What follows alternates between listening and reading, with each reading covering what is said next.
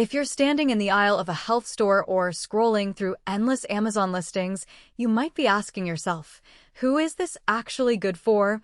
Who should skip it? And is it worth the price for normal, everyday buyers?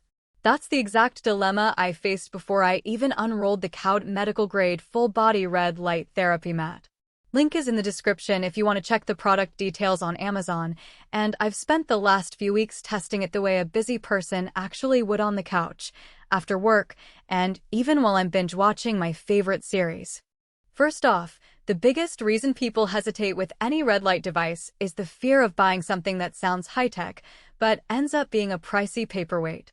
Red light therapy promises to reduce inflammation, speed up muscle recovery, and ease chronic joint pain, but the results depend heavily on how the light reaches your skin. With a full body mat, you're basically getting a blanket of LEDs that covers your entire torso, legs, and arms in one go, which removes the guesswork of positioning a handheld panel. In practice, that means you can simply lie down, turn it on, and let the light do its job while you read or scroll your phone. Who should consider adding this mat to their routine? If you've been dealing with recurring lower back aches, knee arthritis, or post-workout soreness that never quite disappears after a stretch, the consistent, low-level heat-free exposure can be a game changer. Athletes, whether you're a weekend runner or a serious weightlifter, report that a daily 20-minute session helps them feel less stiff and ready for the next workout. The key word is consistent. The mat isn't a magic wand.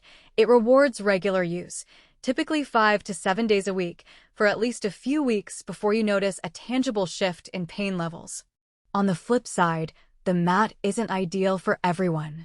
If you have a photosensitivity condition, are on medication that makes your skin light sensitive, or you're pregnant, you should definitely hold off and consult a healthcare professional.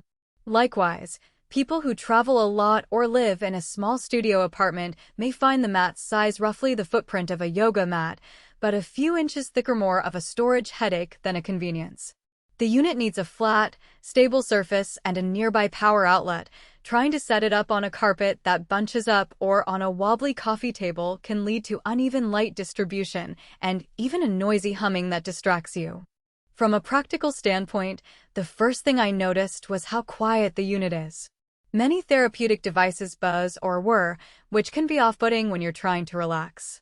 This mat runs almost silently, so you can actually keep it on while you're watching Netflix or listening to a podcast without any background noise. The light itself is also genuinely soothing. There's no harsh glare, just a gentle, warm glow that feels more like a subtle sunrise than a spotlight. Because the LEDs are built into the fabric, there's no need to worry about hot spots. The surface stays comfortably cool even after a full 30-minute session. One of the hidden trade-offs, however, is the power consumption.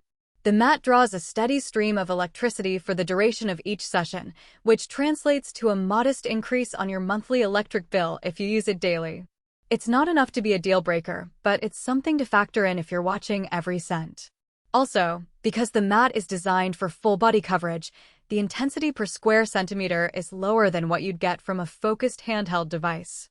That's fine for chronic, low-grade pain, but if you're hoping to treat a localized, acute injury, say a fresh sprained ankle, you might not feel the same rapid relief you'd get from a targeted panel. Another real-world consideration is the learning curve of timing. The mat doesn't come with a built-in timer, so you have to set a separate alarm or use your phone to track the session length. For me, that was a minor inconvenience, because I could just sync it with the episode length of a show. If you're the type who forgets to turn things off, you'll need to build a habit around it.